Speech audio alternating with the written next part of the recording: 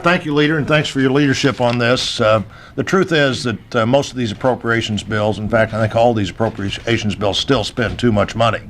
But at least we're going to have a process where we're going to see how that money is spent in the daylight and be able to debate it in the daylight rather than to have this slush fund. The truth is that our conference declared war on a slush fund, a secret slush fund for spending, and we won.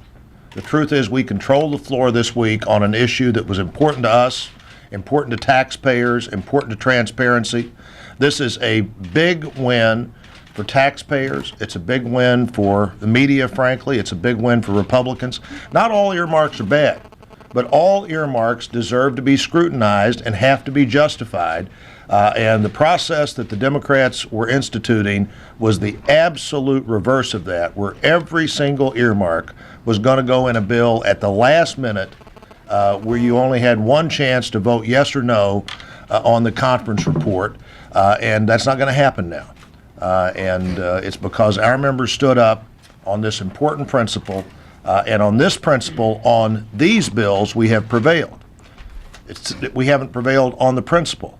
And so if there's an earmark in a tax bill for someone that you just put something in the tax bill, that may not be a bad thing, but it shouldn't be a secret thing.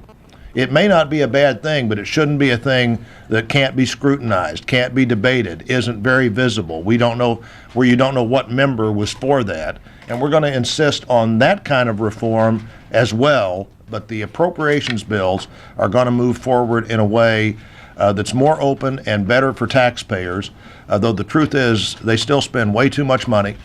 We've got a $100+ billion increase in spending over this year's bills versus last year's spending. That's not acceptable.